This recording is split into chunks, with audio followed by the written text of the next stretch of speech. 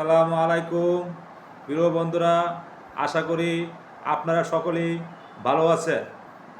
আজকে আমি বিদ্যুৎ আইন 2018 এর কিছু দ্বারা গল্পের মতো করিয়া বোঝানোর চেষ্টা করিব। গল্পটি হলো রহিম তার বাড়িতে